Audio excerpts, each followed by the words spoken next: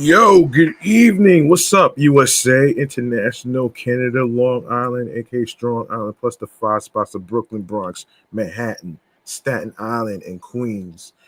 This is your man and homie, G Money Stacks, aka the Gregonator.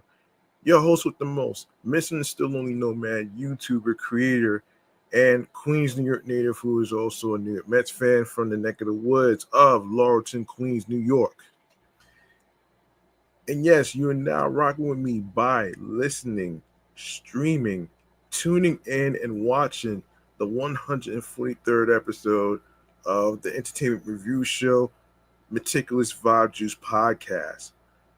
Live and direct from StreamYard and the comfort of my room and YouTube. If you miss any episodes whatsoever, please feel free to not only catch up, but also subscribe to the YouTube channel page. And of course, leave a like and a comment. And of course, also very important, if you have Apple Podcasts, please rate 5 stars. It really helps the show, and it really encouraged me to actually create more content for you folks out there, and of course it really gives me confidence to continue to do this. All right, now listen, my apologies for not recording. I had a lot going on job hunt wise. It's been a difficult journey. I haven't had any luck quite yet, especially with the whole heat wave that's been happening that we had recently, and we might get another one next week. So just brace yourself. If you have an air conditioner in your homes, whether it's in your rooms, whether it's central air, whatever it may be, brace yourself, because Tuesday through Friday of next week is going to be brutal, and I think I think next week is going to be so fucking humid. All right. And if you're looking for cooling centers, please dial 311, and they'll give you like a list of locations where you could actually look into some cooling centers that has air conditioning.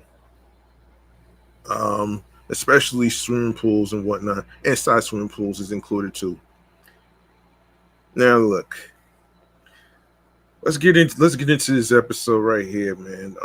This episode is dedicated to the Texas Chainsaw Massacre movie franchise, actually, and and yeah. But first, I want to actually start off with some music Kool-Aid stuff, man. This is basically about some hip hop histories of when music artists' albums came out and whatnot, whether it's like a music discographies or hip hop histories and whatnot. Anyway, man, let's get into this right here. This music Kool-Aid stuff, man. All right. Um, Come on. Yeah. So, all right. So let's get into this right here. Some music Kool-Aid.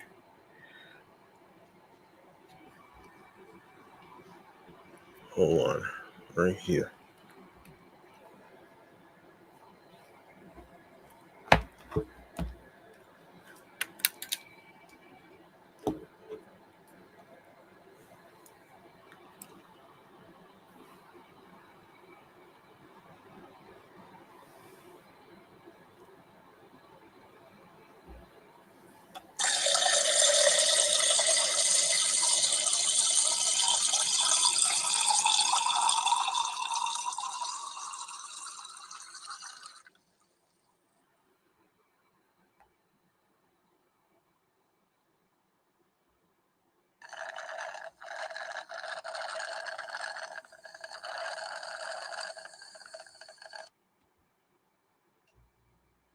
All right. All right, let's get in. Let's get into the topic here. First and foremost, I actually want to. I never had a chance to actually get into this, so this is first and foremost.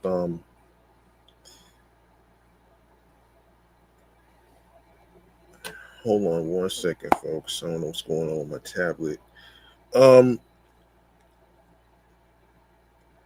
okay, so I want to go over like a. So we're gonna be going over we're gonna go over Jay Z. I ain't get a chance to talk about this in any of the episodes previously, because I had other topics to cover. So, this is from mohiphop.com.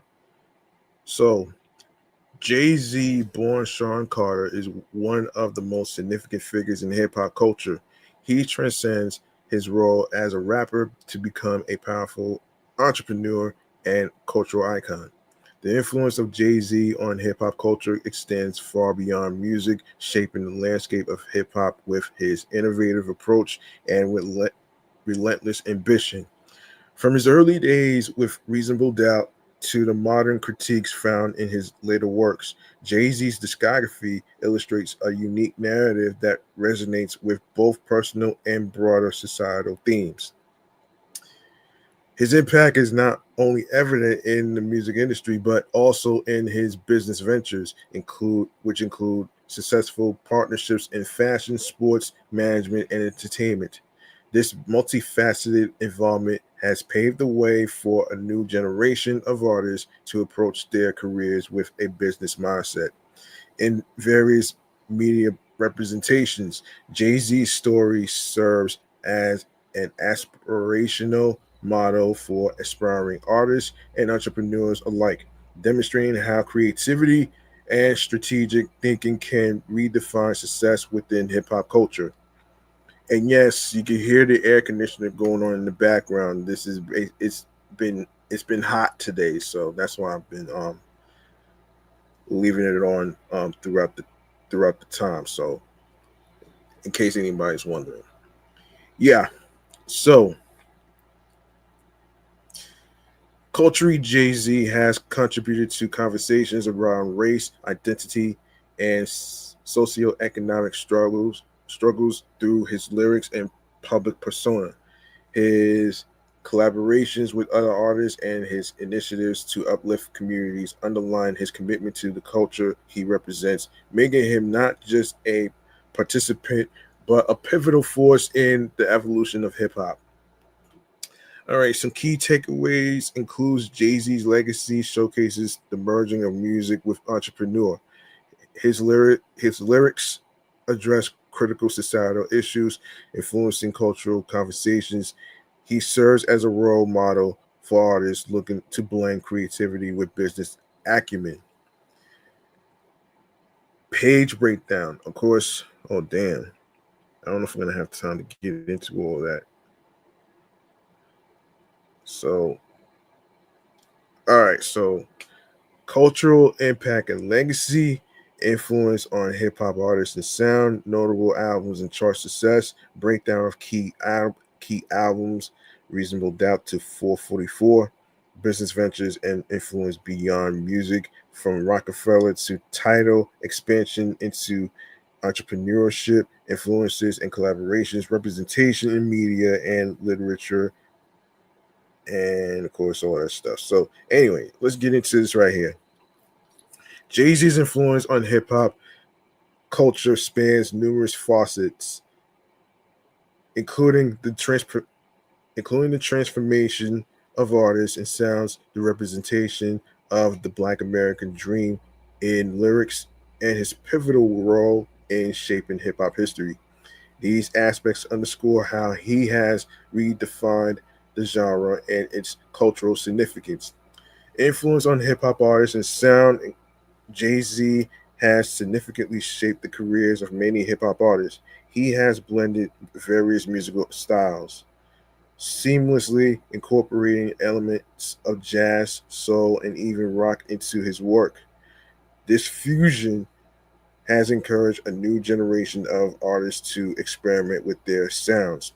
Collaborations with artists like Kanye West and Rihanna have also propelled hip hop toward mainstream success.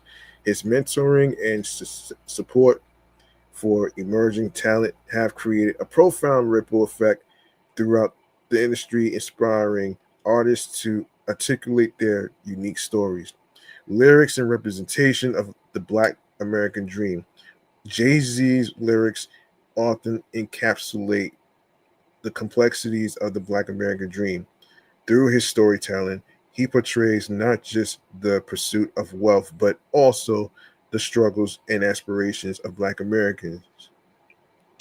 Songs like 99 Problems and The Story of OJ address systemic issues such as racism and societal justice, making his music both personal and politically charged.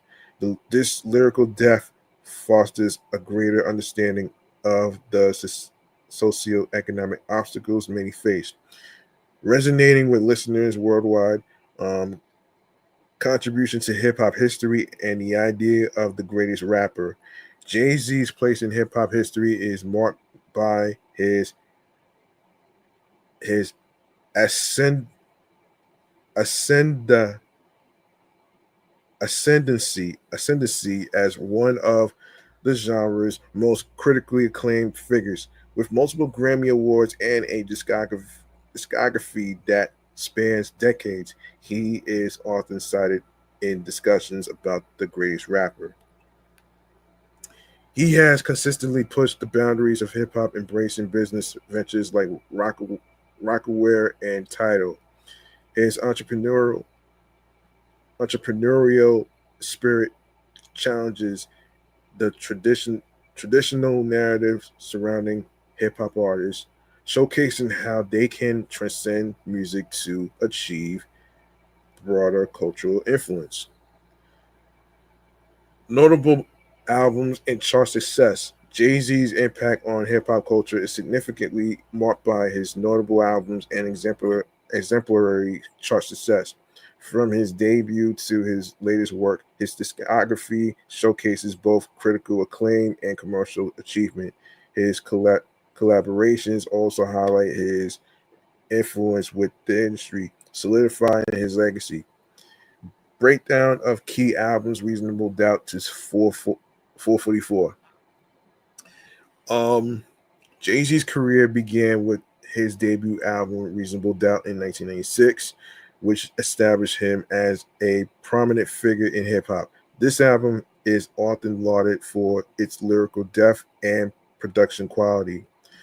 His 2001 work, The Blueprint, is a cornerstone of his discography. It features iconic tracks and collaboration with Kanye West, influencing future hip hop production. 444 in 2017 serves as a reflective piece, tackling themes of personal growth and accountability. This album marked a shift in tone, showcasing his maturity as an artist and resonating with both fans and critics alike.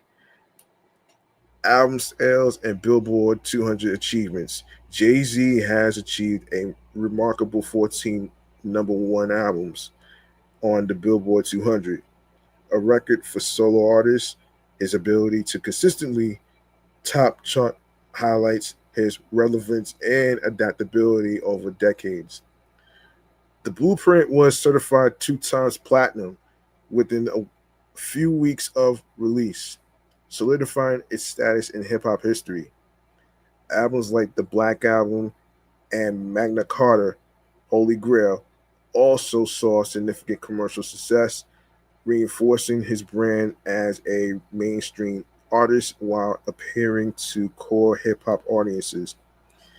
All right, so collaborative works and productions. Jay Z's collaborations have been equally influential, notably on Watch the Throne 2011 with Kanye West. This album was a commercial triumph, showcasing the synergy between two of hip hop's biggest names. His work extends beyond solo projects as he has produced tracks for various artists, enhancing their sound and expanding his influence.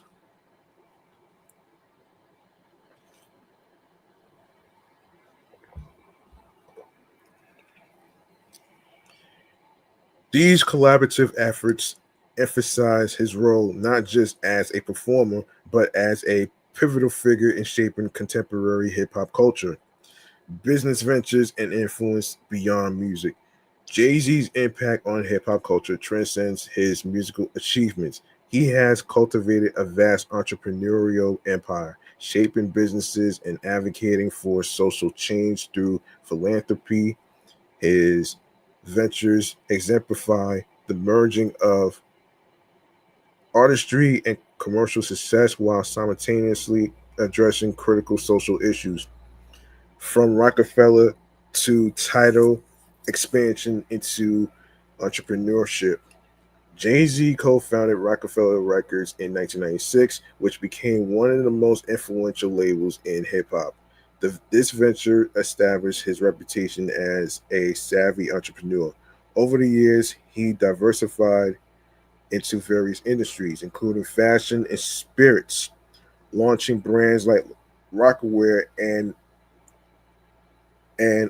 Armand de Brignac champagne. In 2015, he acquired the music streaming service Tidal. This move aimed to provide artists with fairer compensation. Tidal includes an impressive catalog featuring exclusive content from major artists. By positioning himself as a tastemaker, Jay-Z reshaped the music industry's landscape and became a billionaire, underscoring his status as a powerful figure mentioned in publications like Forbes. Philanthropy, politics, and advocacy for social issues. Jay-Z's influence extends beyond business. He engages in philanthropy and social justice advocacy. He has been vocal about issues affecting the African American community. His collaboration with organizations addressing criminal justice reform, education, and economic empowerment. In 2015, he founded the Sean Carter Foundation to provide scholarships and resources for underprivileged youth. Additionally, he has participated in high-profile discussions with with leaders like Barack Obama, advocating for policy changes. Jay Z commitment Jay Z's commitment to social issues demonstrates that his influence is not solely rooted in business, but also in fostering positive change within society. Well, that's not going to be that easy. Um, it's a tough battle. It's a tough battle. Jay Z's influence on hip hop culture is deeply rooted in his musical influences and notable collaborations. His ability to draw inspiration from various artists and genres, along with his partnerships with iconic figures, has solidified his status in the music industry. Musical influences on Jay Z. Jay Z's sound and style have been shaped by a range of musical influences. Early on, he drew inspiration from seminal figures like Rakim and Big Daddy Kane, who were pivotal in laying the groundwork for lyrical complexity in rap. In addition to hip hop legends, soul and jazz artists such as Nina Simone and Miles Davis have also featured prominently in his soundscape. These influences are particularly evident in tracks that sample classic soul and jazz melodies. Collaborations with contemporary artists like Alicia Keys have further enriched his musical repertoire. Their duet Empire State of Mind exemplifies how Jay Z integrates diverse influences to create music that resonates across generations. Notable collaborative projects and peers. Jay Z's career is marked by significant collaborations that highlight his versatility. The partnership with Kanye West is among the most prominent. Their album Watch the Throne showcased a blend of bravado and artistry, earning critical acclaim and commercial success. He has also collaborated with Beyonce not only as a husband but as a musical partner. Their joint efforts, including Drunk in Love, have pushed musical boundaries and captivated audiences worldwide. Um, Renowned producers like the Neptunes have also contributed to his innovative sound. Their work on tracks such as I Just Want to Love You, Give It to Me illustrates how Jay Z's collaborations elevate his artistry and impact hip hop culture. Representation in media and literature, Jay Z's influence extends significantly into media and literature, where his narrative is shaped through autobiographical works and visual representations. His contributions highlight not only his personal journey, but also broader themes affecting American society and hip hop culture. Jay Z's autobiographical works. In his memoir, Decoded, Jay Z offers a unique perspective on his life and career. The book intertwines his lyrics with personal anecdotes, providing insight into the creative process behind his music. Through Decoded, readers gain an understanding of how Jay Z uses language to reflect his experiences, struggles, and triumphs. This work serves as a testament to the power of storytelling in hip hop, allowing fans to connect with the messages embedded in his songs. Michael Eric Dyson's book, Jay Z Made in America, further explores his legacy. Dyson announced Dyson analyzes the cultural impact Jay Z has had on American society. He examines themes of race, class, and identity, showcasing how Jay Z's narrative fits into the larger fabric of hip hop and its evolution. Portrayal in films and art and biographies. Jay Z's influence is also evident in various films and biographies that chronicle his life.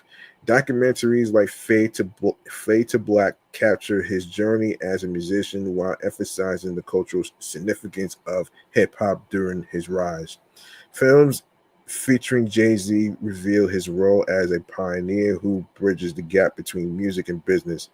These portrayals help to humanize him, showing not just the artist but also the advocate and entrepreneur he has become.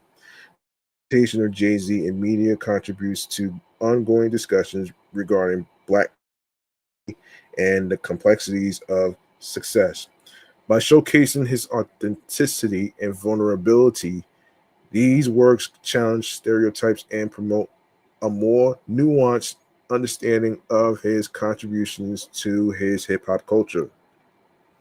Jay Z has significantly influenced modern hip hop, shaping its sound, culture, and business landscape.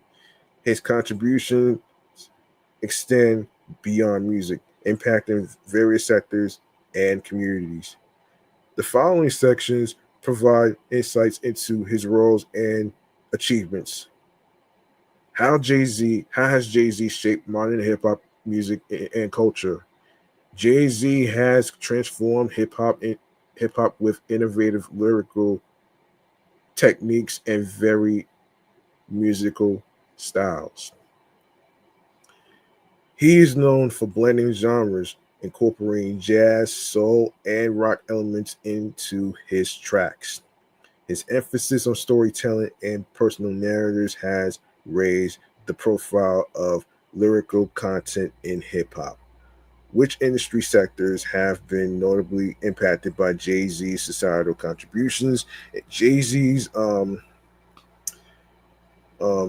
influence spans several industry sectors, including fashion, sports, and alcohol. His ventures, like Rockaware and partnerships with brands, have altered market dynamics.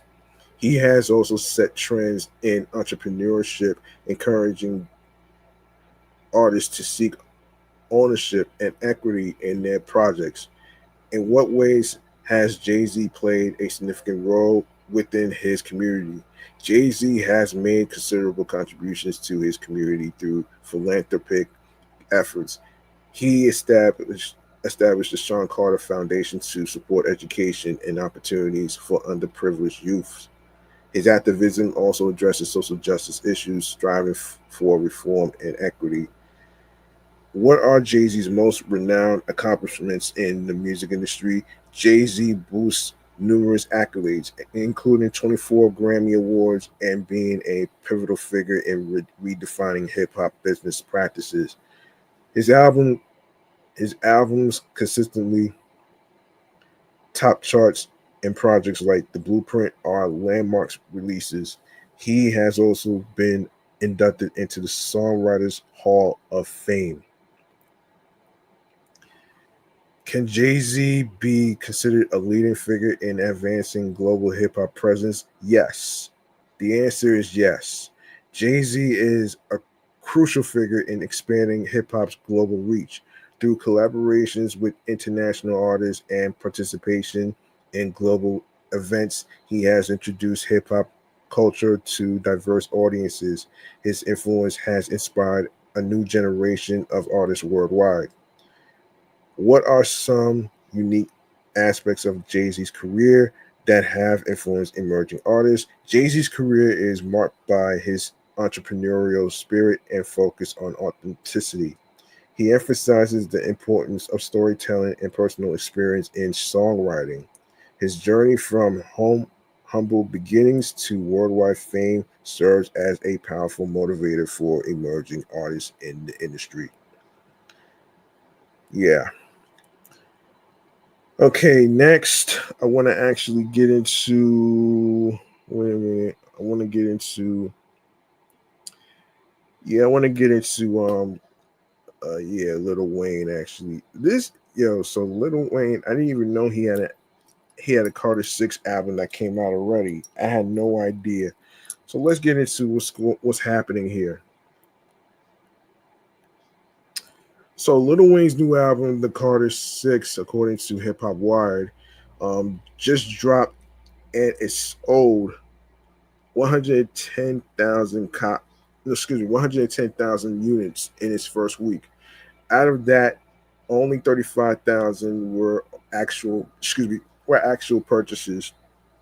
The rest came from streaming. While those numbers aren't bad, they are a step down from his last solo album, Funeral, which sold 139,000 first week and hit number one. It's an even bigger drop from the Carter 5, which had a huge debut with 48,000 in 2018. If things stay on track, Weezy's new album will land at number two on the Billboard 200, with country star Morgan Wallen holding on to the top spot. Reactions to the album have been mixed. Some fans who've been riding with the New Orleans legend since day one were let down, saying the album didn't live up to the hype. However, there are still some standout moments. One of the most talked about tracks is The Days, where Wayne teams up with U2's Bono. It was first previewed during the NBA Finals, and on the song, Wayne raps about getting older and owning his place in hip hop. I ain't getting I ain't getting I ain't getting younger, but I'm getting better. Even with the mixed reviews, Wayne's getting love from some big names. Nicki Minaj jumped on a remix of Band in No and took some shots at Shannon Sharp and Jay Z. Justin Bieber also showed support, posting a FaceTime with Wayne and telling fans to check out the album. It might not be Wayne's biggest project, but he's still making noise. So yeah, there you go right there, man. There you go right there. All right. Now we go to a dedication to the Chainsaw Massacre movie franchise. All right. So we are going to go into the popcorn. No, excuse me. We're going to go into the Chillax Man Cave Popcorn Lounge segment. All right. So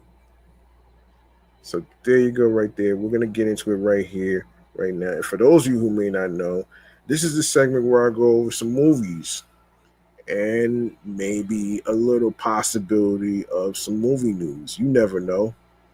So this is the Chillax Movie Man Cave Popcorn Lounge. Let's get into it.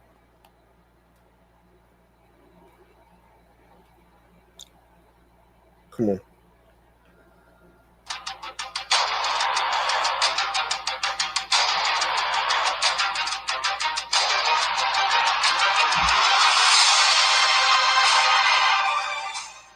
As the title goes, the Chainsaw Massacre, um, the Chainsaw Massacre Scare Chronicles. And what I mean about that, this is basically dedicated to the movie franchise and how successful it became. So we're gonna start off with the 2003 version. All right. So the Texas Chainsaw Massacre is a 2003 American slasher film directed by Marcus Nispo.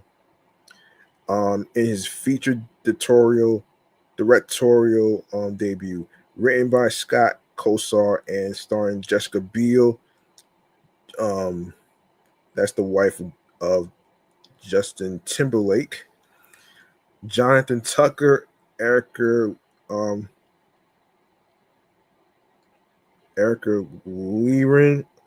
Hold on, Erica Learson.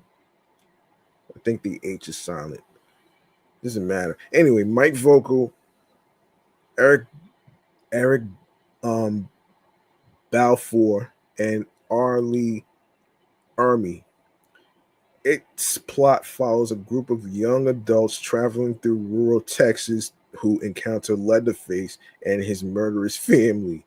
It is a remake of the night of Toby Hooper's 1974 The Texas Chainsaw Massacre, and the fifth installment in the Texas Chainsaw Massacre franchise. Several crew members of the original film were involved with the project. Hooper and writer Kim Henkel served as co-producers.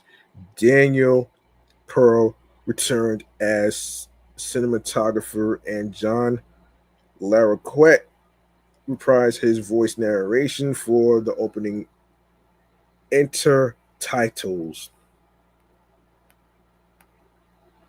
And of course, the budget for the movie was $9.5 million. Of course, the film was released in the United States on October 17th, 2003, received mostly negative reviews from critics, and grossed $107 million at the box office on a budget of $9.5 million. That's $9.5 million.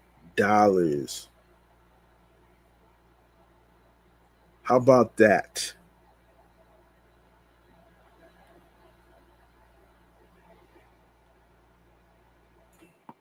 Let that marinate for a sec.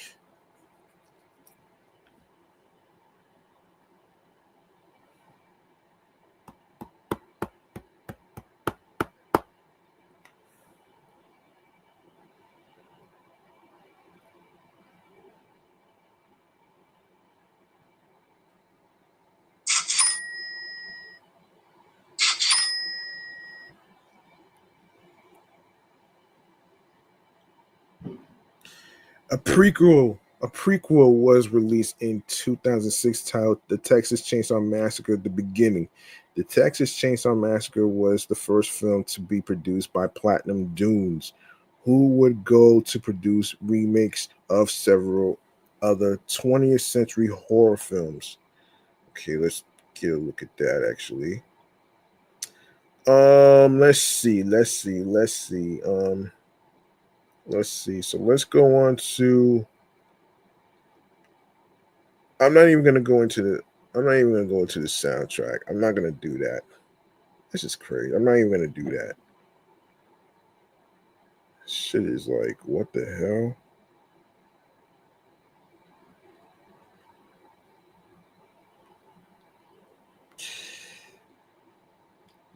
You know what?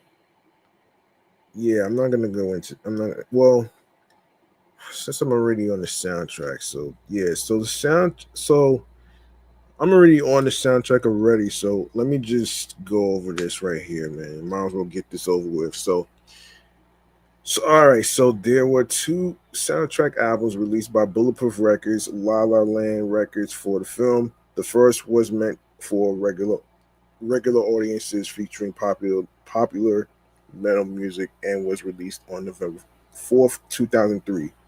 The second was the film's original score as composed by Steve Jablonsky. This was released on October 21st, 2003, and has a runtime of 50 minutes and 25 seconds. Damn. So this is 18 tracks. So trailer and TV spots used a version of this Mortal Coils cover of Song to the Siren, which was just recorded for the trailer and was sung by the singer Renee of the band Moneypenny. All right, so the list of songs and artists includes Immortality Insane by Pantera, Below the Bottom by Hatebreed. Damn. That's fucking insane. That's a fucking insane name for a band.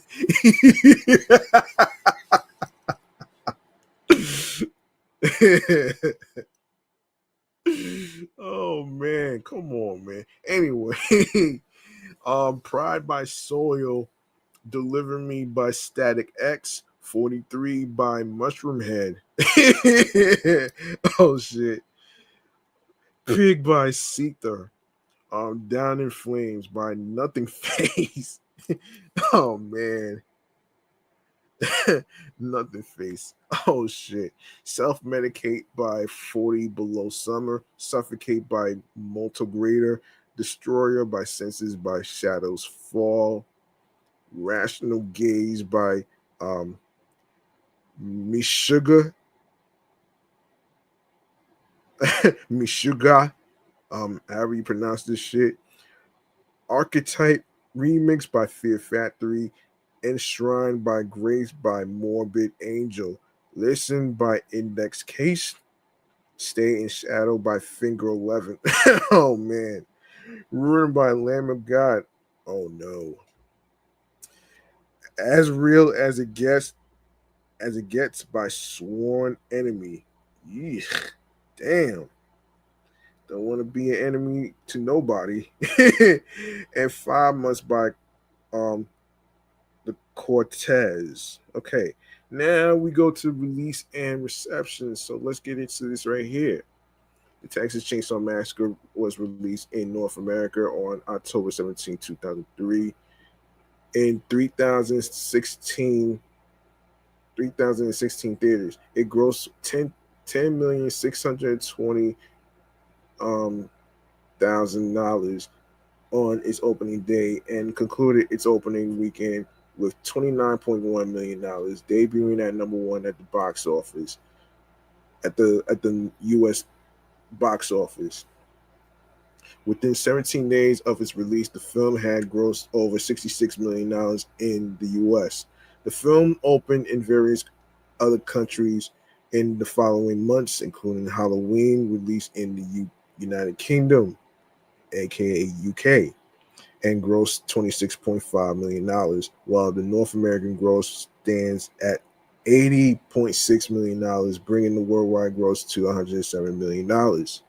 The film's budget was $9.5 million, making it the highest grossing film of the franchise, even when adjusted for inflation. Adjusted for inflation as of 2018, the film would have grossed over $162 million. All right, critical response on the review aggregator, website Rotten Tomatoes, 37% of 155 critics reviews are positive, with an average rating of 4.9 out of 10. The website consensus reads, an unnecessary remake that's more gory and less scary than the original. Metacritic, which uses a weighted average, assigned the film a score of 38 out of 100, based on 33 critics, indicating generally unfavorable reviews. Audiences polled by CinemaScore gave the film an average grade of B+ on an A+ to F scale.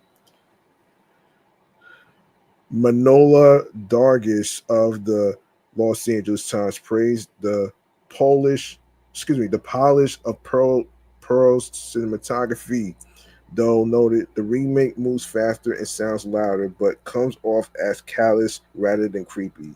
Robert K. Elder of the Chicago Tribune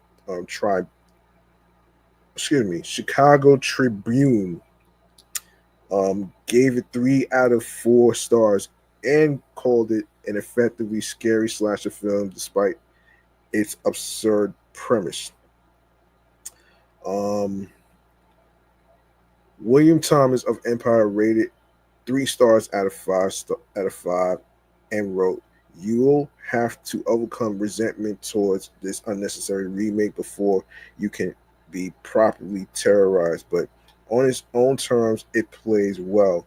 Roger Ebert gave the film a rare 0 stars out of 4, calling it a contempt- contemptible film, vile, ugly, and brutal. Um, that's weird. Um, there is not a shred of reason to see it. Those who defend it will have to dance through mental hoops of their own devising, defining its meanness and despair as style or vision or a commentary on our world. Variety gave the film an unfavorable review, writing that the film was an initially promising but quickly disappointing retreat of a hugely influential horror classic. Peter Travers of Rolling Stone awarded the film 2 stars out of 4, writing in quote, director Marcus Nispel,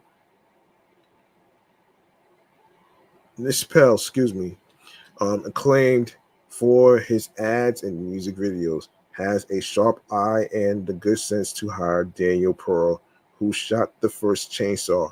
But all the bad rehash mojo from Friday the 13th to the Blair Witch Project has infected Scott Kosar's script. Hooper went for primitive. Um, Nispo goes for slick. Hooper went easy on the gore. Nispo pours it on and called the film soulless. Dave Kerr from the New York Times gave the film an unfavorable review, noting rather than exhilaration,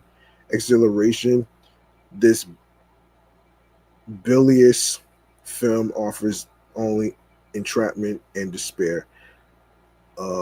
Further commenting that the film was about as much fun as sitting in on an autopsy. Damn. Leonard Maltin awarded the film 1.5 out of 4, complimenting the film's intensity, but criticized the lack of likable characters and the lack of humor, which was present in the original. Um, Stating,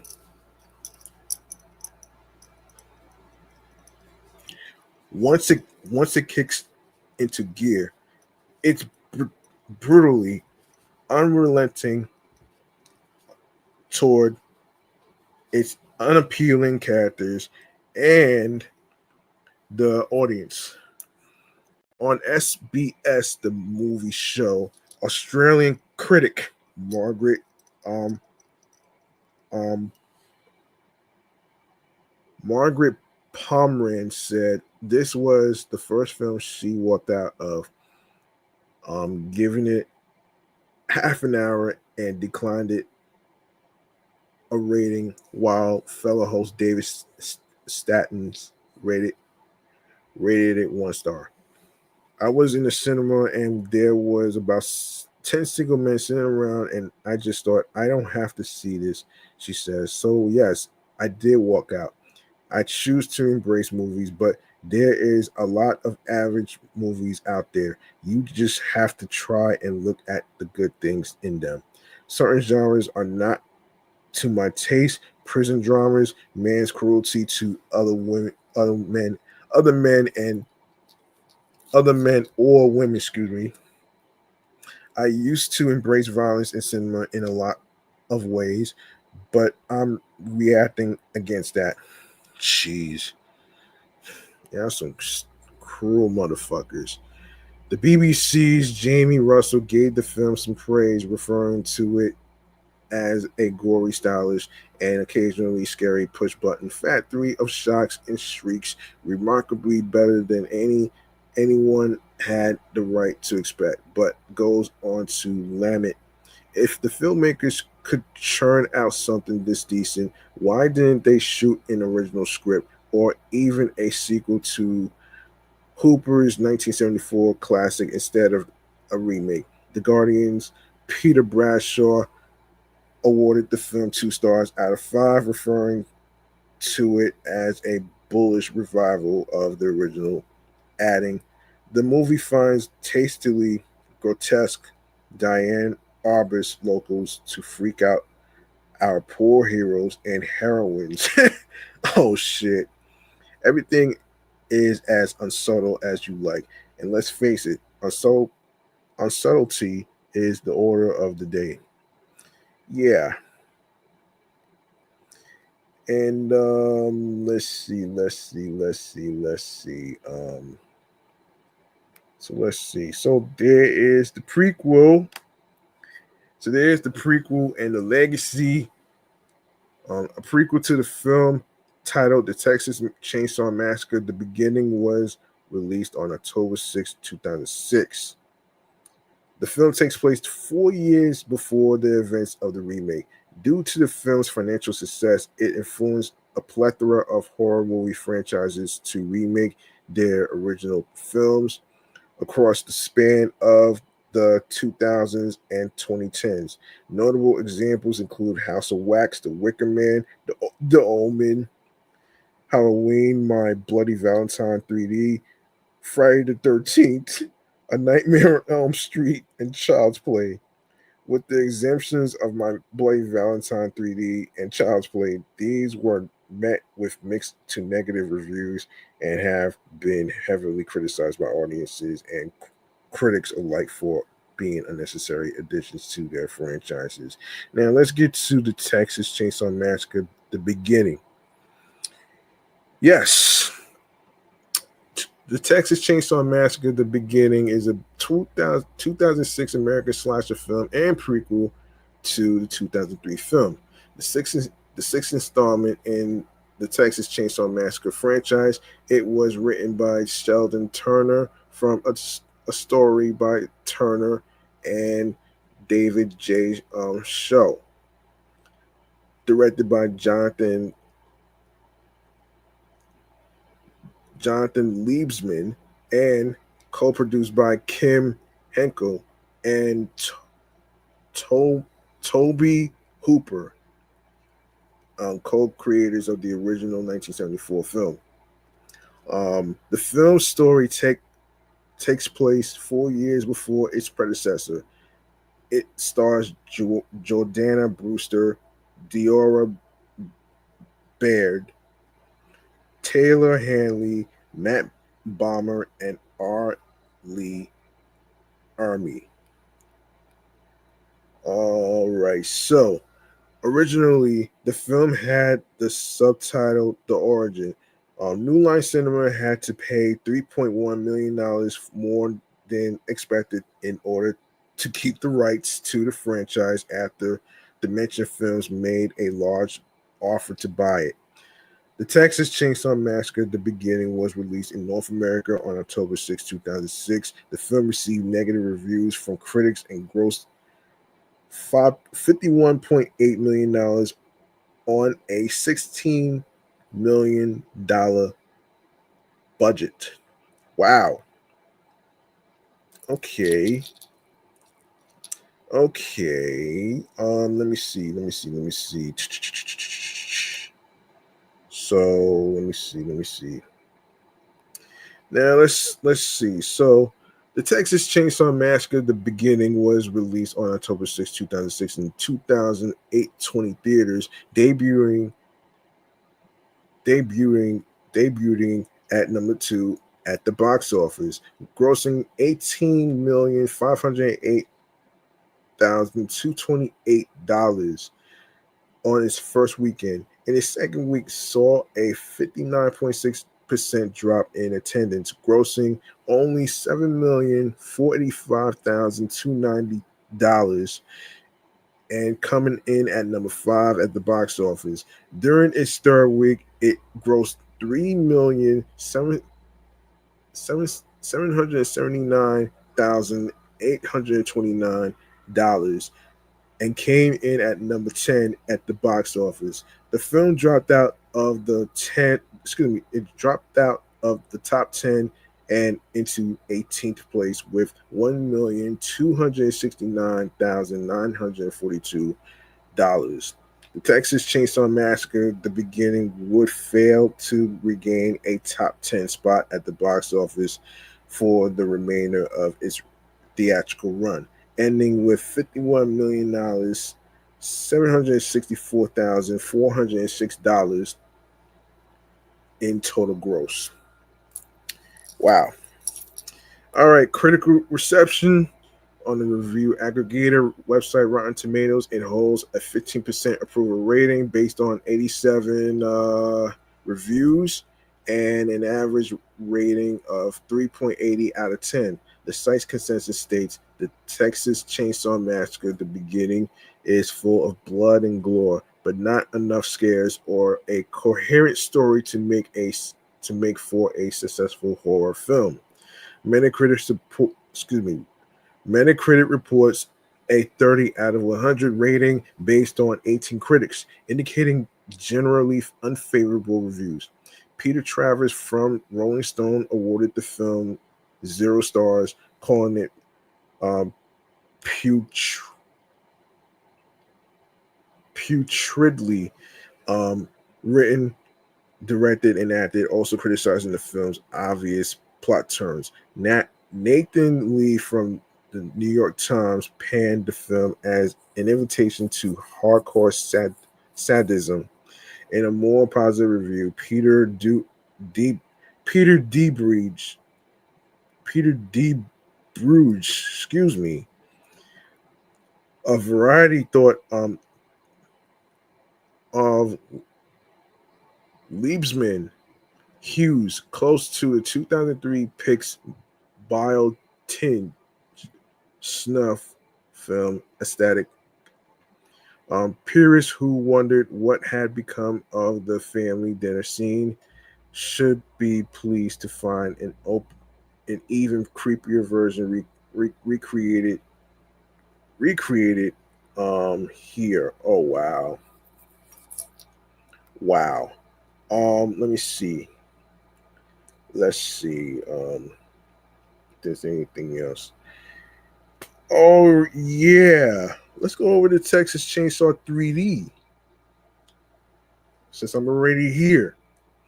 Texas Chainsaw 3D is a 2013 American 3D slasher film directed by John Lucenhop, with a screenplay by Adam Marcus, Deborah Sullivan, and Kirsten Elms. Oh shit. Oh man. So of course the casting goes like this. Alexandra Daddario, Dan Yeager. Trey Songz is in this movie too. I can't believe this. Can't believe that shit. Tania Ray, Tania Raymond, Tom Barry, Paul Ray, Bill Mosley, and Gunnar Hansen. All right, so um, it is the seventh installment of the Texas Chainsaw Massacre franchise and serves as a direct sequel to the 1974 film The Texas Chainsaw Massacre. The film stars Alexandra Daddario, Dan Yeager, Tremaine Trey Songz, Neverson. What? Neverson? Oh shit. Oh shit. I First of all, I didn't even know Trey Songz was an actor. I did not know he was an actor. I thought he was an R&B singer. But it is what it is, man. Tania Raymond, Tom Barry, Paul Ray, Bill Mosley, and Gunnar Hansen in a special appearance. The story centers on a woman who, upon discovering she's adopted, goes on a road trip with her friends to collect her inheritance and ends up encountering the serial killer Leatherface. Texas Chainsaw Texas Chainsaw 3D was released on January 4th, which was my birthday, um, 2013, and grossed $47.3 million while receiving negative reviews from critics. A prequel that takes place before the original film titled Leatherface was released in 2017. All right, let's go to the reception here. Let's go to the reception here. On its opening day, Texas Chainsaw 3D took first place, earning $10.2 million. The film debuted in first place, making $21.7 million, and went on to make 40. It went on to make a total of $47.3 million worldwide. Now the budget the budget was $20 million. The budget was $20 million, so it made all his money back. So that's pretty good. All right, critical response on the review aggregator website Rotten Tomatoes. 20% of 75 critics' reviews are positive, with an average rating of 3.6 out of 10. The website's consensus reads as an ugly and cynical attempt to rebrand Leatherface as horror anti-hero, Texas Chainsaw 3D is a bold move for the franchise. Metacritic, which uses a weighted average, assigned the film a score of 31 out of 100, based on 17 critics indicating generally unfavorable reviews. Audiences surveyed by CinemaScore gave the film an average grade of C plus on an A plus to F scale, with 63% of moviegoers being under the age of 25. IGN editor Eric Goldman wrote, in quote, "A few fun 3D aid jump scares aside, Texas Chainsaw 3D is a generic and laughable attempt to follow the original." Okay. Oh man. Okay. If that's the case. All right. If that's really the case though. All right. Yeah. So there you go. So there you go right there, man. There you go. Yeah. So let me see. Let me see. If there's anything else that I need to talk about, hold on a second. Let me make sure I don't miss out on anything. Let me make sure I don't miss out on anything. Hang on one second. Um, yeah, we're crossing an hour. Um, yeah, we're crossing an hour. Hold on a second.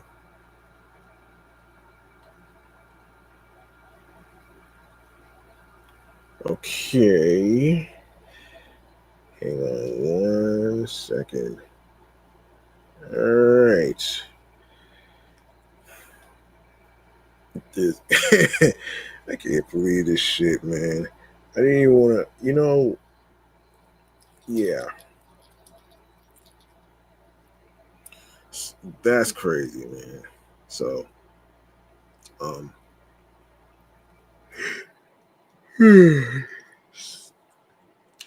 oof, uh, yeah. Let me just continue where I left off here. Okay, so what we're gonna do is, hang on a second. Um, oops, that's not what I meant to do here.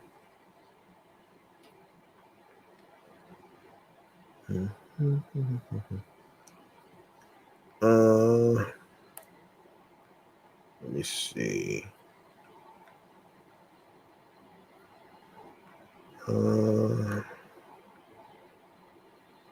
Let me find it. Let me find it. Mhm.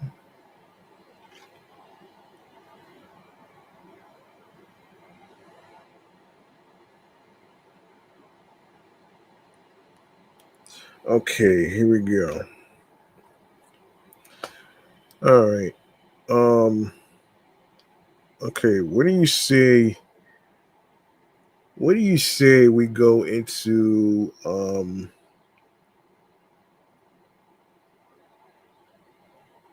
Hold on 1 second. Before I go into video game news, I want to get into this idea of a animated cartoon that is similar to the Black Panther movies, but this is animated.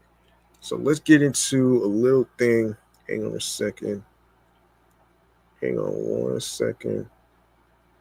Hold on 1 second. 1 second. 1 second. I want to get into. I want to get into this. I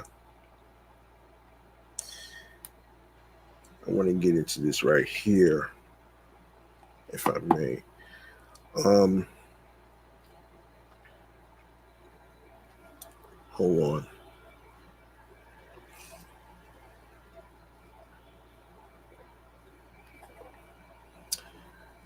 All right.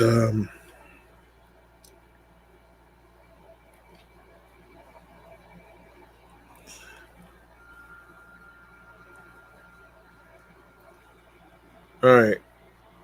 So there is a spinoff based on the Black Panther movies, but this one is animated.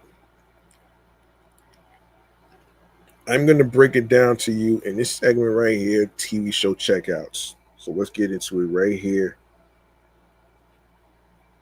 right now.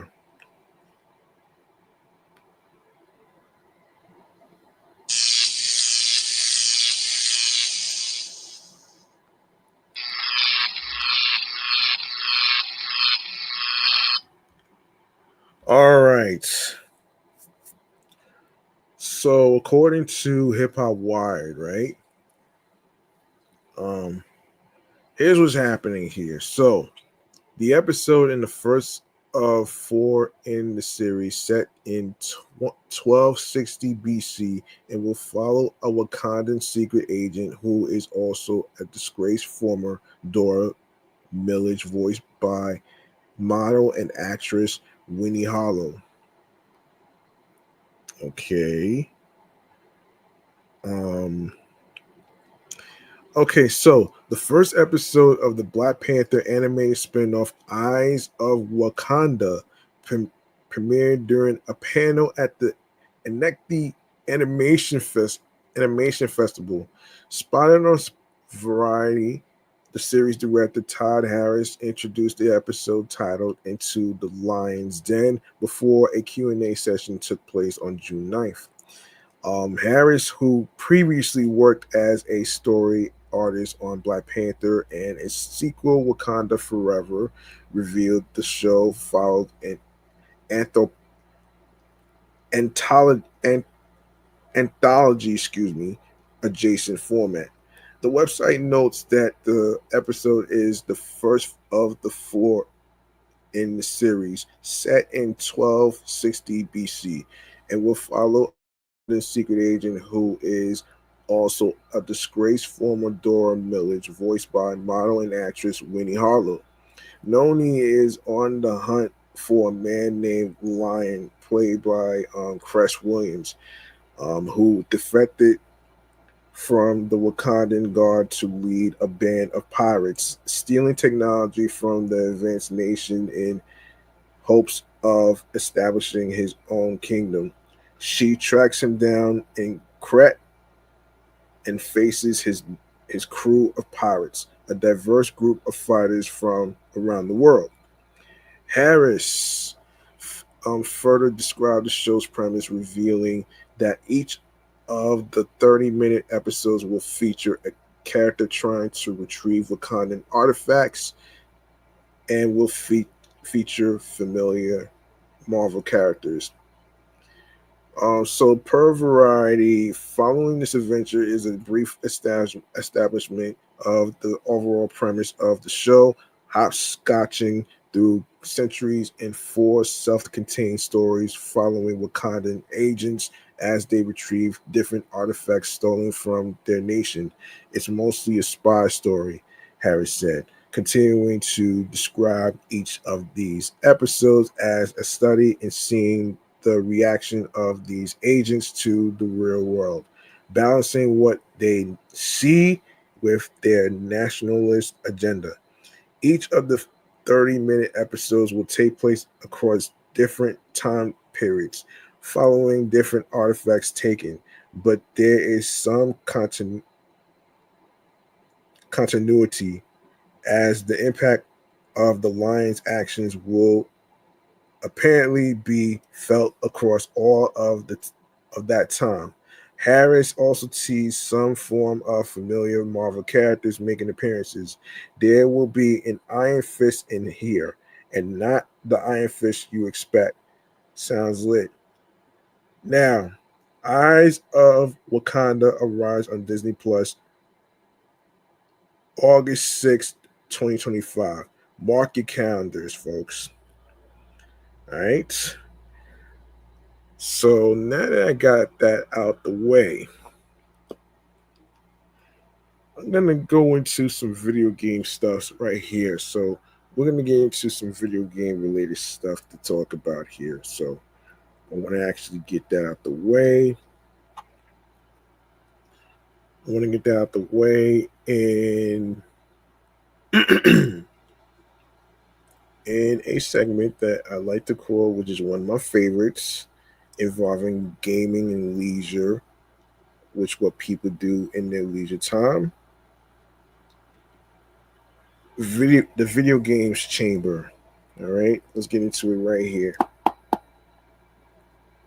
Um, and yeah, let's get into it right here. Let's do this.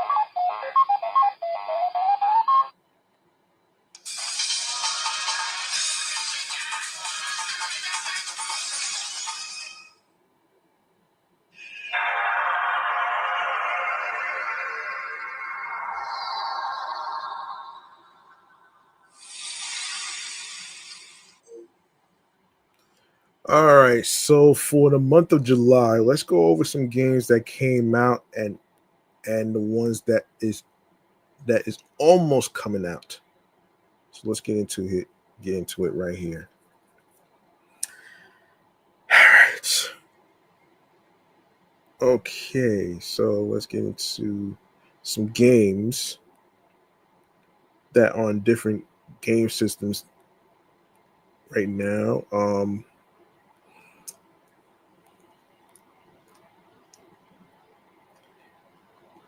Let's see. We're going to let me find it.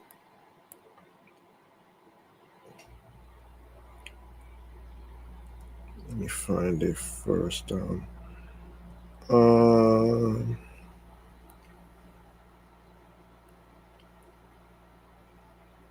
Okay.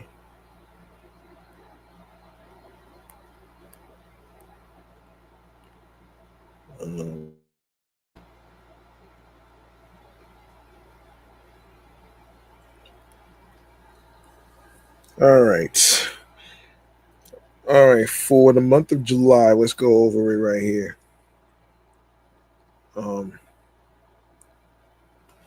And this is according to the folks from GameSpot. All right. Oops. That's not what I meant to do. Anyway. All right. So for the month of July of games that came out for PC, PlayStation 5, Nintendo Switch, and of course Xbox Series. All right, let's go over. So what's going on with okay, so starting with July 1st, the Echo Paradox for PC came out. Missile Command Delta for PS5, Xbox Series, Nintendo Switch, and PC out right now. Warranted Humanity for PC out right now. Cats Away for PC, for PS5, Nintendo Switch, and PC out right now. EA Sports College Football 26 for PS5, Xbox Series out right now. Also out right now, Everdeep Aurora for Nintendo Switch and PC.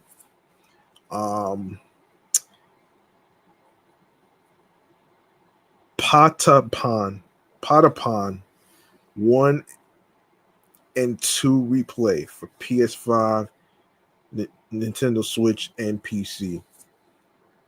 Followed by Tony Hawk's Pro Skater 3 and 4 for PS5, PS4, Xbox Series, Xbox One, Nintendo Switch, and Nintendo Switch 2 and PC. That's out right now. Go get those games.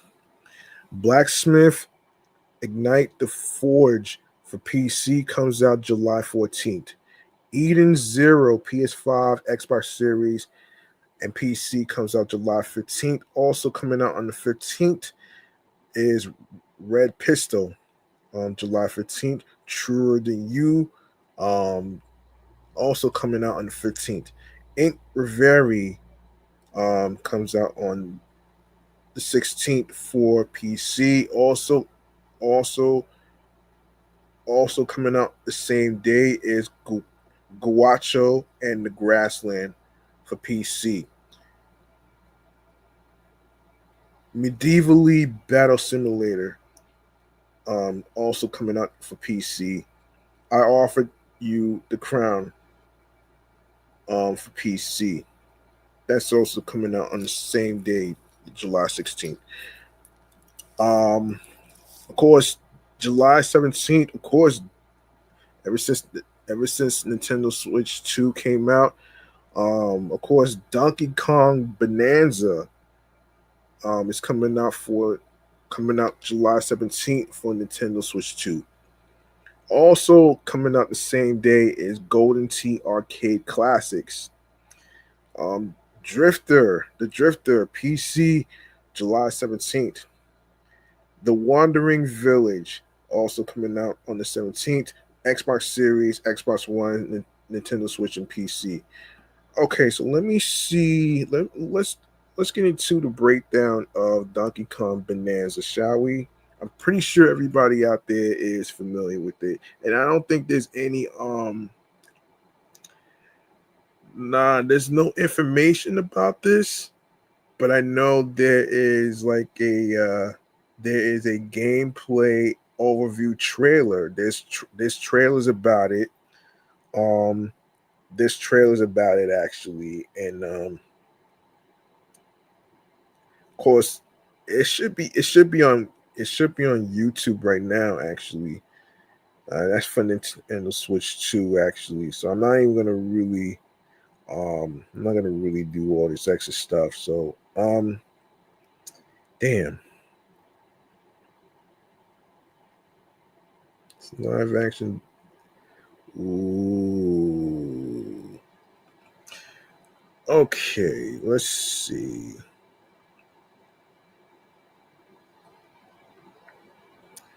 Let me see this.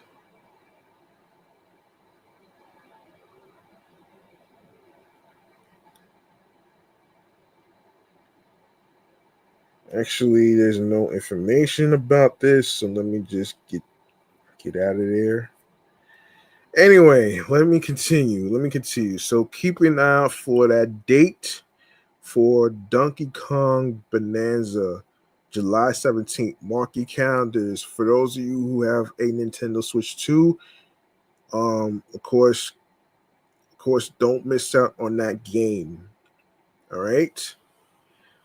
All right. So let's go over some more games that's coming out on the month of July. Forgotten 23 comes out July 18th for PC, following Shadow Labyrinth, PS5, Xbox Series, and Nintendo Switch and PC. Um, and of course, games that's coming out on July 21st, which is my sister's birthday. Defiance for PC, Logic Bombs PC, The King is Watching PC. And of course, July 22nd, Cypher Zero, following Hell Clock, Monument Valley 3, PC, PS5, PS4, Xbox Series, Nintendo Switch, and PC. Clutch Time, July 24th for PC. Killing Floor 3, also coming out the same day for PS5, Xbox Series, and PC. Split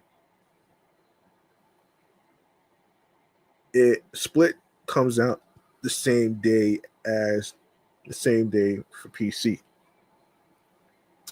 Super Mario Party Jamboree and Jamboree TV also comes out the same day for Nintendo Switch 2.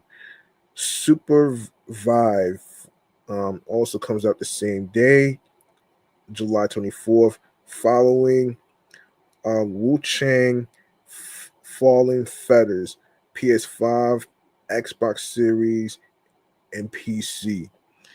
Now for let me see.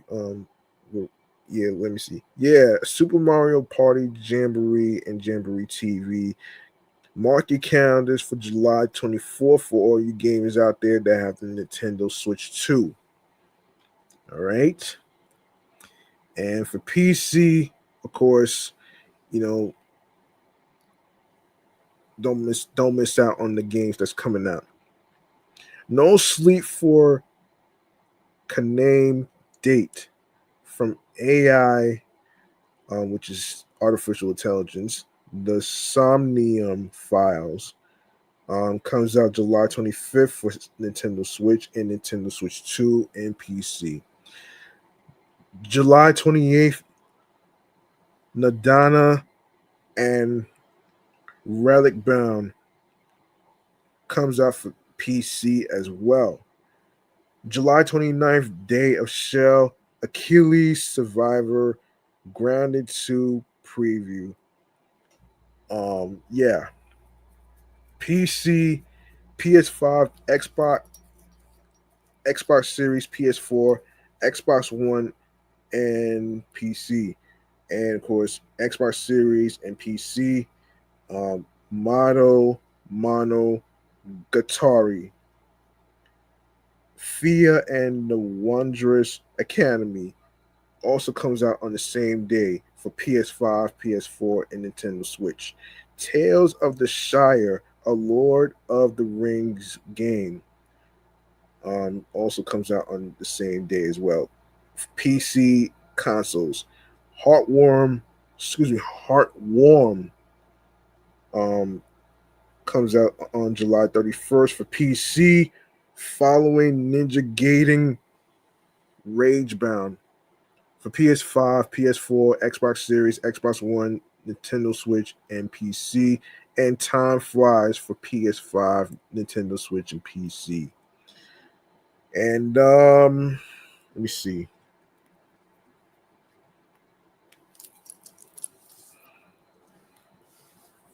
I'll go over the games for August and September in the next episode and the following episodes.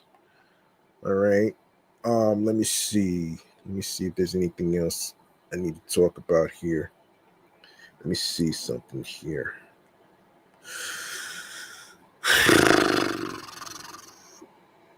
Let's see. Let's see. Let's see.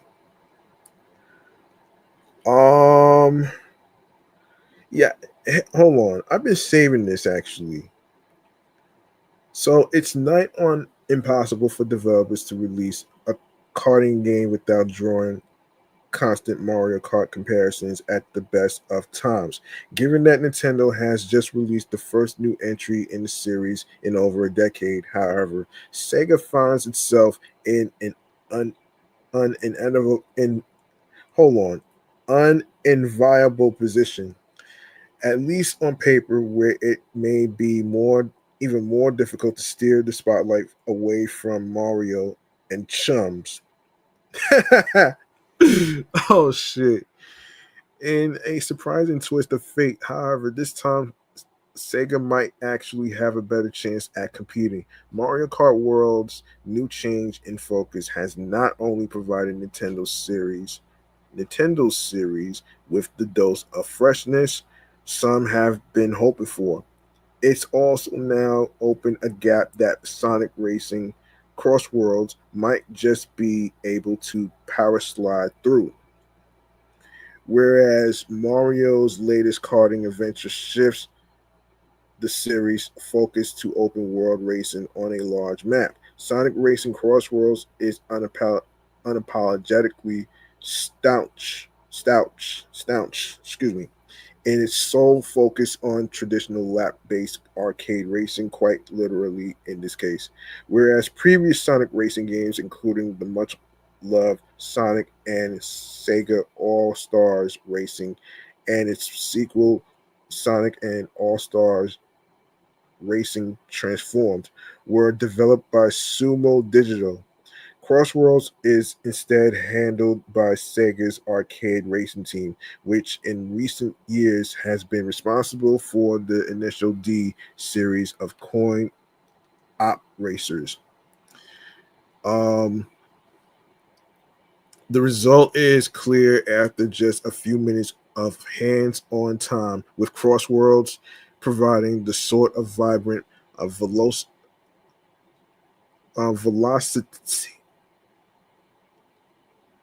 velocituous gameplay that would have been commonplace in arcades and at the turn of the millennium.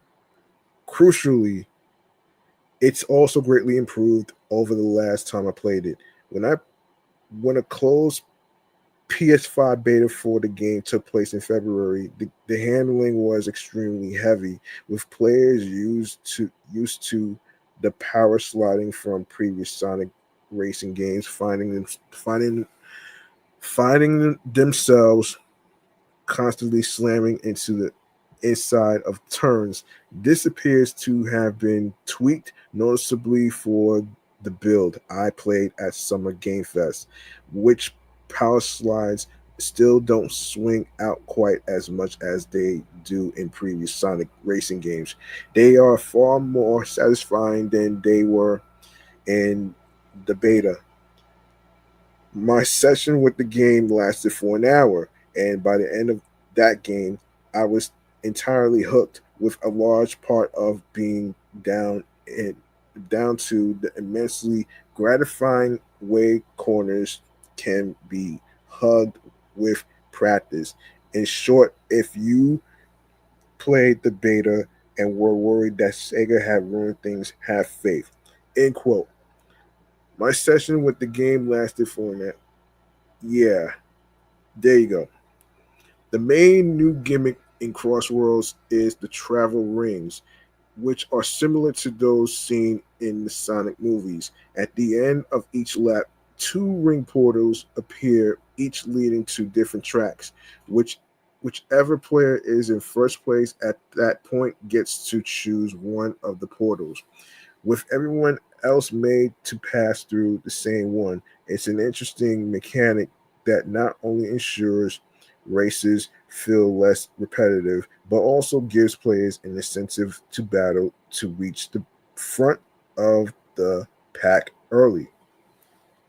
The build I played had three separate Grands Prix, each consisting of three separate tracks. There's then a final fourth race where all three tracks are joined together by the portals. While this does basically remove the choice aspect from the last race, there's another incentive in that winning the fourth race is worth more points, giving you or opponents one final chance to catch up in the leaderboard. Portals aside, it all seems fairly safe, but at a time when Mario Kart is taking bold new steps, safe may be what certain players are looking for. Not everyone is sold on the open world gimmickry of Mario Kart World with its wide highway like transitions. In that sense, Sonic Racing Cross Worlds, despite being traditional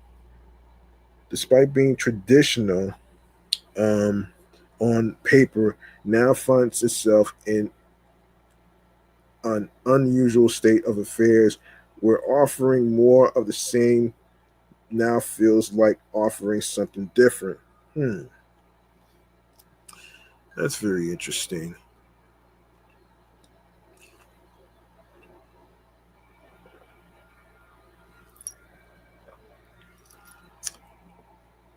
Let's see.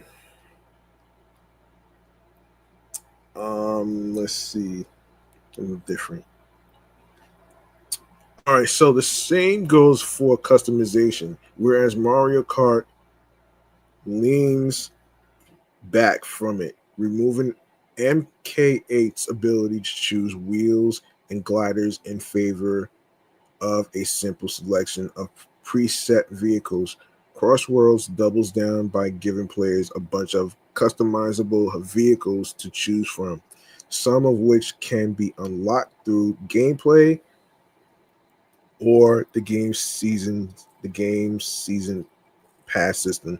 It's Sega's acknowledgement of what worked best before that will likely be the most appealing factor of Crossworlds. However, the last entry, Team Sonic Racing, was a perfectly serviceable title, but removed many of the elements that fans loved in previous entries. The car transforming mechanic from Sonic and All Star Racing Transformed had been ditched, and its hefty selection of characters from all over the Sega universe and beyond have been downgraded to a simple roster of 15 Sonic characters.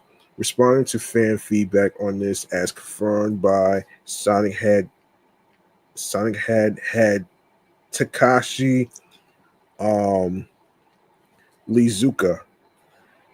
When I asked him about it, Sega has restored both features, bringing back the transforming vehicles for land, sea, and air races, and kicking off its crossover roster with a Vocaloid singer Hatsune Miku, Persona character Joker, and like a dragon protagonist, um, Ichiban Kasuga, excuse me. Hmm. And let me see where. Yeah, yeah, yeah.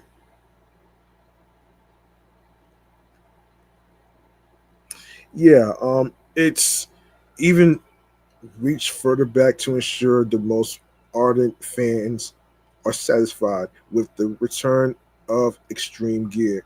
The high-tech hoverboards used in 2006 GameCube, PS2, Xbox game Sonic Riders. By offering both extreme gear and cars, Crossworlds offers the Mario Kart bikes moment for the Sonic Racing series, excuse me. It's the Minecraft themed content, three races, a Minecraft, a minecart, excuse me, vehicle, and a track that's the most interesting in terms of what this game could eventually become, though. Sega has stated that Crossworlds will have a season pass with more characters and tracks on the way, and given its multiverse style setup, there's the clear potential here for multiple seasons of content with an ever growing roster of characters who could come from any source. Like service carding games have been attempted in the past, and the results have been mixed at best.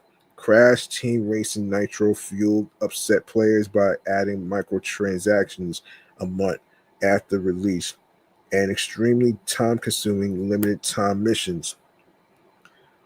Free to play racer Disney Speedstorm continues to give players a consistent stream of characters. There are now 92 and counting, but lost many players' goodwill over time by splitting its seasons into 2 to 3 separate paid parts and hiding each new major character behind increasingly elaborate and expensive loot boxes. And yes, because he always has to get a mention. Mario Kart Tour also kept its live service feature going for a while, offering hordes of characters and costumes, but its heavy emphasis on gotcha mechanics and the fact that many people will ultimately never accept Mario Kart on mobile meant it was only ever going to do so well. Like it or not, um, the medium has now reached the stage where most players don't mind paying extra money for future content as long as those transactions are respectfully handled. If Sega can carefully deliver Crossworld's live service element in a way that is fair to players, we could be looking at a game that a few years from now has an enormous, vibrant roster from a wide variety of IPs.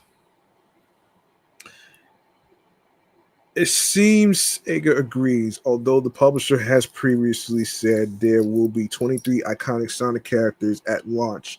The character select screen in the build I played had enough slots for 56 races. This would all be for naught if the game itself wasn't fun to play. But my time spent with Crossworlds has made it perfectly clear.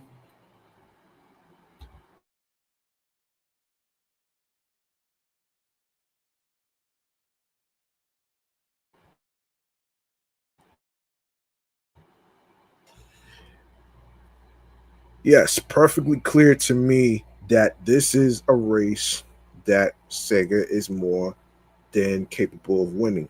On Xbox, PlayStation, and PC, should it all come off as expected, there's clearly no reason why Crossroads can't take pole position and become the best karting game available on those formats. But even when the game eventually comes to Switch 2, which Liz, Lizuka told me will be as soon as possible after its release on other systems, it could very easily fill that gap left behind by Mario Kart World. Um, Karting games on Nintendo formats are usually ranked with the caveat if you don't count Mario Kart, but Cross Worlds has the potential to provide players with a viable alternative that not only embraces some of the features left behind by Nintendo's latest, the no nonsense arcade racing, the addition of characters from other series, car customization, but also promises to continually update itself more than Nintendo's game might, ensuring ensuring it could remain fresh for quite some time. Yeah, so hold on. Now for those of you who for those of you who probably don't know when Sonic Racing Crossroads comes out, let me just take a look here. Hold on. Yeah, here it is. So mark your calendars, folks. Sonic Racing Crossroads is coming out September 25th of this year for PS5, PS4, Xbox Series, Xbox One, Nintendo Switch, and PC. So mark your calendars, folks, for September 25th, Sonic Racing Crossroads. All right. So there you go. There you go, right there. Um, yeah, so I'm gonna actually let's go into all right, we're gonna go into all right. I'm gonna try to wrap up right here. Let you know where y'all can actually listen to the episodes. So that way you'll get an idea.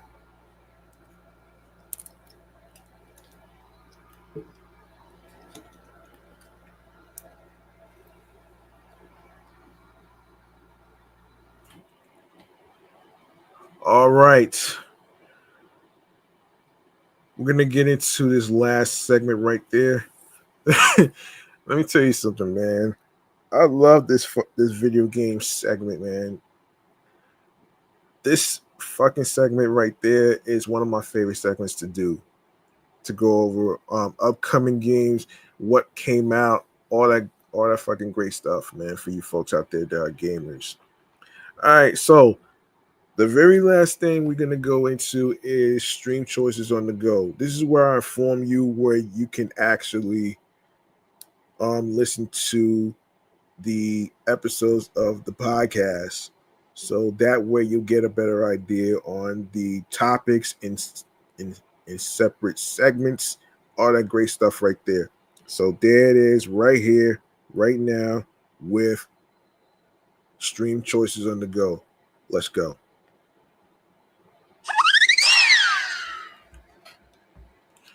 All right.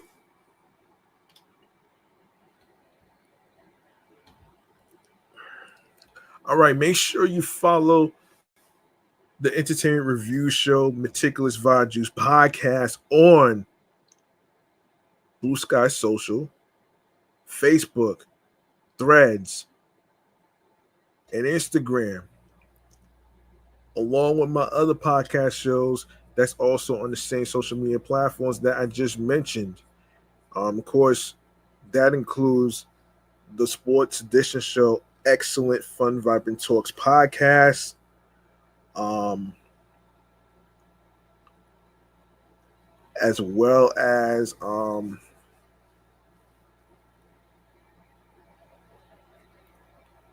as well as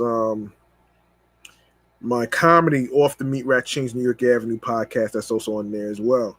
So be sure to also follow me on Threads and Instagram, G Money Stacks 555 in Queens, New York. Now, in case anybody's wondering, the username on Threads is the same as Instagram, so don't be confused about that. All right. Now, let's go to where you can listen to the episodes and stuff, right?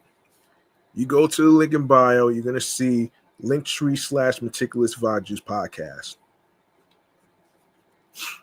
Right?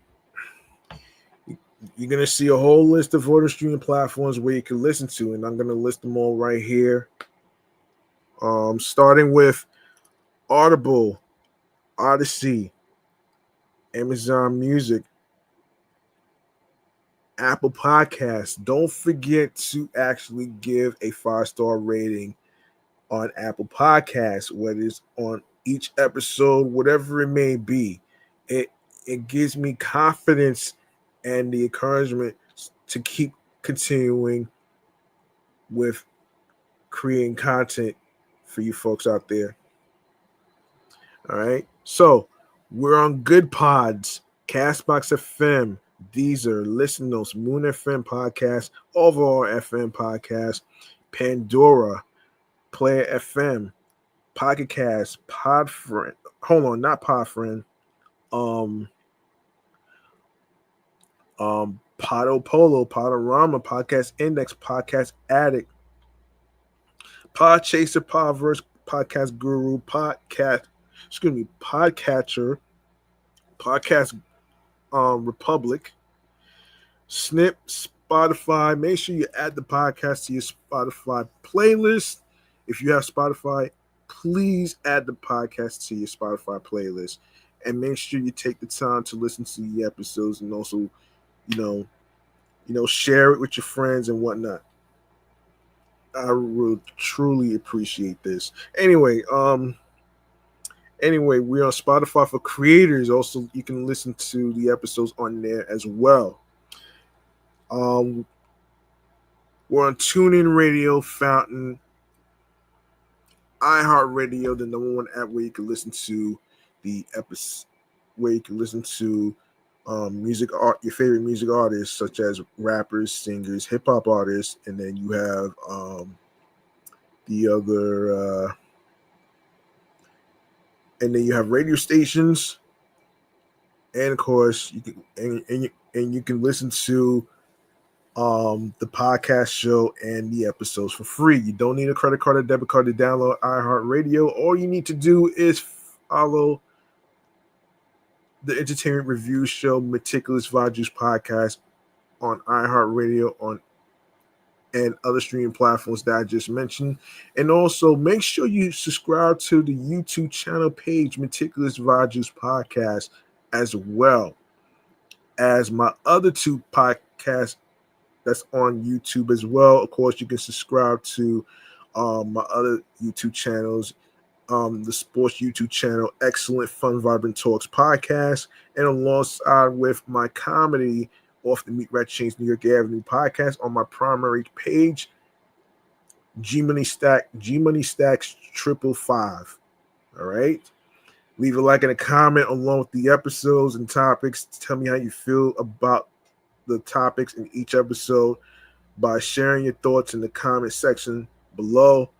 Of course, make sure you share my Linktree link with your husbands, your wives, your boyfriends, girlfriends, people you're cool with from work, and of course, inform them about the episodes and the topics and stuff that I talk about on here, and of course, like I said before, add the podcast to your Spotify playlist, and of course, enable alerts so you be informed on when new episodes are going to be uploaded to the YouTube channel page, and of course, when I'll be on the air via live stream, more video podcast episode live stream recordings, and of course, new episodes will be dropping on Tuesdays, Fridays, and Saturdays. All right, and also, let me just say though, I know it's been a while since I actually recorded a podcast for this particular platform. And like I said earlier, I do apologize. for taking a long break because I had a job hunt that I was doing actually, so that's why I took a long breather. Anyway, man, that's gonna do it for me, man. I'm your man and your host with the most, G Money Stacks 555. I want to say thank you to everyone out there who took the time to actually listen to this episode right here. Remember, the grind doesn't stop. Hard work pays off. If you want something, you have to work hard and earn it. It's not going to be given to you on a fucking silver platter. And of course, be on your P's and Q's if you are a podcaster and of course if you plan on starting a podcast. Let me tell you this though. There's no right or wrong way into starting a podcast, and there's no right or wrong time into starting a podcast, all right? Um, even though you folks out there have work and stuff, you just have to find the time to actually balance work life and yourself. All right. Um, of course, be yourself behind the microphone as you're recording episodes, and of course being on your P's and Q's creatively, mentally, emotionally, physically, and spiritually, that gets you into your zone alongside with tunnel vision. And of course, follow your goals and dreams, find your niche, whatever talent you have. Don't let anybody stop you from doing what you love creatively. All right. So I'm gonna see y'all next time in the next episode, man. I appreciate y'all for listening and watching. Even though I take myself off screen sometimes, because I want to the reason I do that is because I want to make sure that I have my topics right in front of me, so that way I'll have some stuff to talk about, so I don't misquote or misconstrue the information that I find on certain websites. So that's just me being informative and a little bit of education. So you know what I'm saying? So that's pretty much it though, man. I hope y'all enjoyed your 4th of July and everything else. I'll be back with more episodes in the future on the following day and everything else. So I'll be back. Peace and one love. Appreciate y'all, man. Appreciate time. Appreciate your time and everything else. You could have listened to any other podcast in the whole world, but you chose to listen to this entertainment review show, Meticulous Vibe Juice podcast. And of course, today's episode was dedicated to the Chainsaw Massacre and the franchise, of course. Even though I didn't have the time to actually go over the other ones that came out in 1974 and stuff, I didn't have the time to do that because of time constraints in the recording. So there you go. I'm out of here. Peace and one love. Be careful out there. There's a heat wave next week. Brace yourself. I hope y'all have your water ready, your Gatorade ready for electrolytes and stuff, so you don't have to really worry too much about having a heat stroke and stuff like that. So if you're going to work or whatever, please be careful out there. Carry some water. Keep yourself hydrated. Very important. And I'll see y'all next time. Peace. Good night, everybody.